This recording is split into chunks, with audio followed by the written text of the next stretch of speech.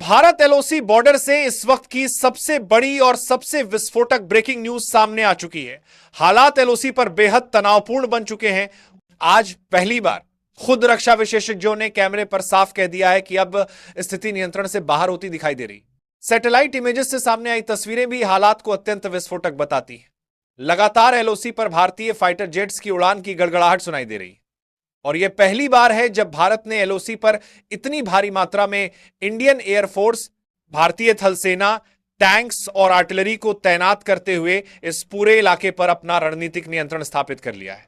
जानकारी के अनुसार एलओसी के लगभग 34 किलोमीटर के दायरे में भारत ने अपना नियंत्रण हासिल कर लिया है और यहां मौजूद कई चौकियों को पूरी तरह ध्वस्त कर दिया गया है। लगभग 60,000 से अधिक सैनिक तैनात किए जा चुके हैं। पीओके में भी स्थिति मौके पर दूर में चार किया जाएगा है और आप देखे गए हैं बिल्कुल इसी तरह बिगड़ती दिखाई दे रही है।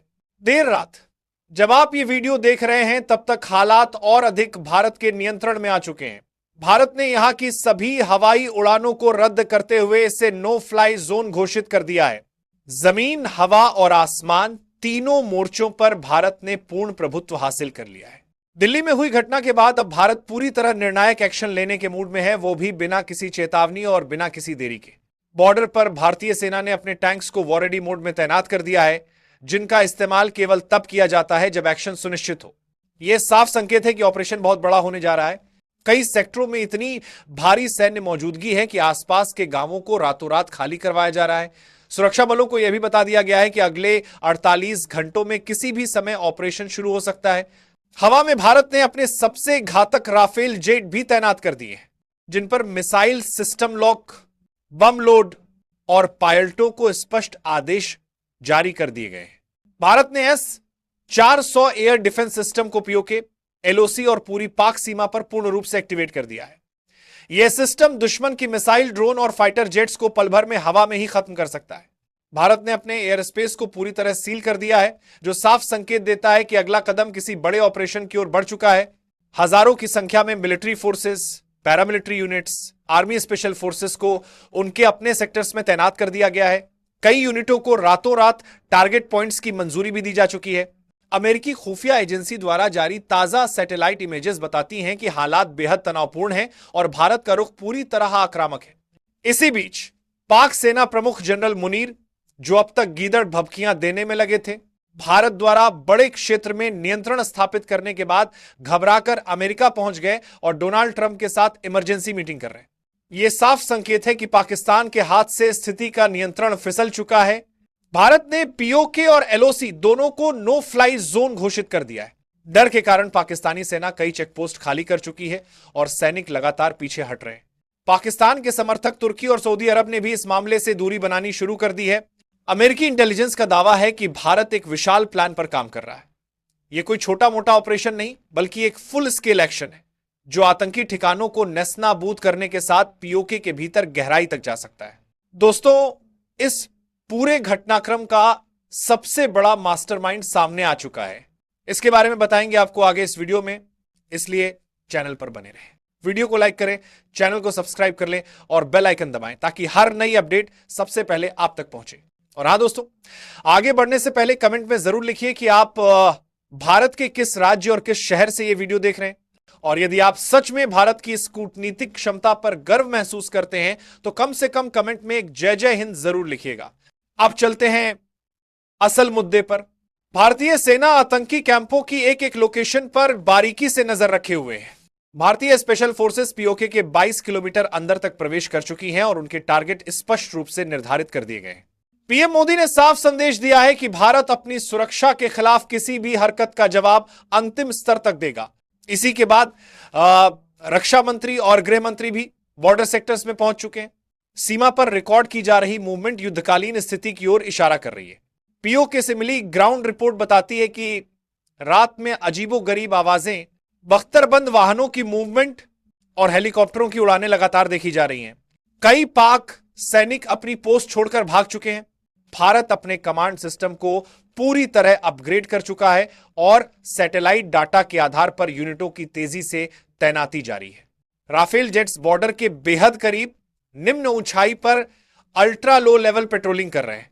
रिजर्व यूनिट्स को भी सक्रिय ड्यूटी पर भेजा जा रहा है। पाकिस्तान के अंदर हालात इतने बिगड़ चुके हैं कि कराची, इस्लामाबाद और लाहौर में दहशत का माहौल फैल चुका है। लोग घरों से निकलने से डर रहे हैं। संसद के सत्र रद्द किए जा चुके हैं और रक्षा मंत्रालय की लीक्ड ऑडियो यह संकेत देती है कि पाक सेना भारतीय सैन्य एक्शन को रोक पाने में पूरी तरह विफल हो रही है।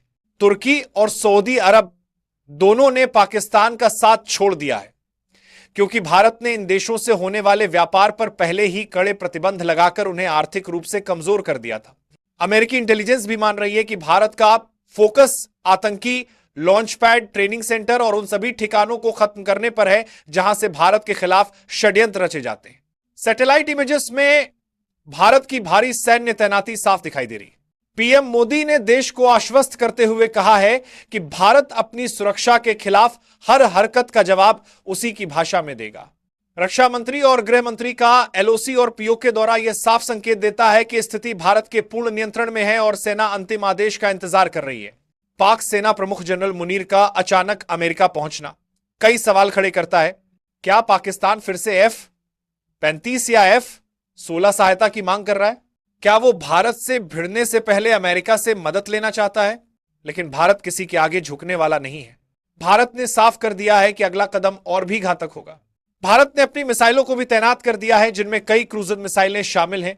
ब्रह्मोस मिसाइल को हाई अलर्ट पर रखा गया है और सुखोई जेट्स में भी ब्रह्मोस को पूरी तरह इंटीग्रेट कर दिया गया है।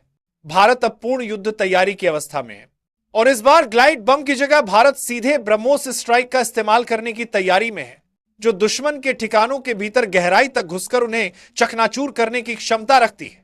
भारत और पाकिस्तान के बीच उठते इस घोर तूफान में हालात इतने विस्फोटक हो चुके हैं कि सिर्फ एक चिंगारी पूरे उपमहाद्वीप को आग के महासागर में बदल सकती है। और यही वजह है कि भारत अब अपनी उस गुप्त क्षमता को बाहर निकालने की तैयारी में है, जिसे दुनिया बरसों तक एक मिथक, एक रहस्य, एक अफवाह समझती रही।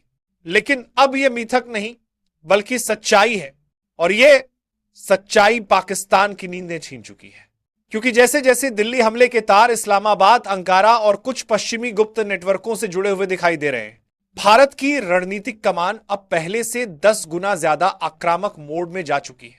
और इसी आक्रामकता के बीच भारत का ध्यान अब उस गैर पारंपरिक हथियार पर केंद्रित है, जो मिसाइल, बम या लड़ाकू विमान नहीं, बल्कि प्रकाश की गति और इलेक्ट्रॉनिक विनाश की शक्ति पर आधारित है।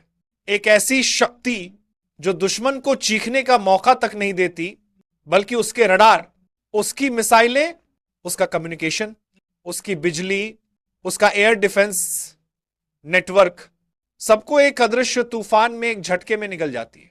और इस पूरी शक्ति का केंद्र है भारत का KALI project, KALI, kilo ampere linear injector. वही कली जिसका नाम सुनते ही पाकिस्तान की सेना के टॉप कमांडर मीटिंग रूम में पसीने से तर दिखाई देते हैं। भले ही टीवी पर बैठे पाक पैनलिस्ट रोज भारत को डराने की कोशिश करें, लेकिन असली डर उनके रडार रूम, न्यूक्लियर बंकर और एयर डिफेंस सेंटर में साफ दिखाई देता है। पिछले कई दिनों से पाकिस्तान में लगातार अलर्ट जारी है कि भारत किसी भी समय नॉन काइनेटिक वेपन एक्टिवेट कर सकता है, क्योंकि दिल्ली हमले के बाद भारत वो देश नहीं रहा जो सिर्फ चेतावनी देकर शांत हो जाए।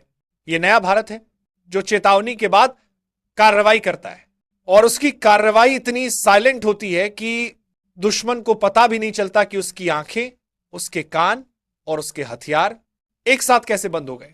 काली की असली शक्ति भी इसी साइलेंट स्ट्राइक में है, क्योंकि यह लेजर नहीं बल्कि हाई एनर्जी इलेक्ट्रॉन बीम का महासागर है, जिसकी रफ्तार सामने आने वाली हर इलेक्ट्रॉनिक चीज को या तो तुरंत जला देती है, फ्राई कर देती है, या हमेशा के लिए अकार्यशील कर देती है। और यही कारण है कि पाकिस्तान की शाहीन, अबाबील, गजनवी, हतफ जैसी मिसाइलें जो पूरी तरह इलेक्ट्रॉनिक नेविगेशन पर निर्भर हैं, अब भारत के इस एक हथियार के सामने कागज के खिलौने बन चुकी हैं।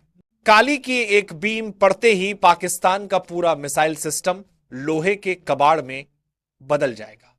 न वे लॉन्च होंगी, न गाइड करेंगी, न टारगेट पकड़ पाएंगी, बस एक बेकार हार्डवेयर के ढेर की तरह अपने लॉन्च पैड पर जमी रह जाएंगी। सिर्फ इतना ही नहीं, काली का एम्प ब्लास्ट पाकिस्तान के मिसाइल कमांड सेंटर की कम्युनिकेशन लाइनों को हमेशा के लिए ब्लैकआउट कर सकता है, उनकी सैटेलाइट लिंक को ब्रेक बना सकता है और उनके डेटा फाइबर नेटवर्क को ग्राउंड लेवल पर पूरी तरह अंधा कर सकता है। इसका मतलब यह है कि पाकिस्तान का न्यूक्लियर कमांड सेंटर चाहकर भी अपने यूनिट्स तक आदेश कमांड नहीं भेज पाएगा, और यह सब बिना एक भी धमाका किए, बिना एक भी मिसाइल लॉन्च किए हो जाएगा।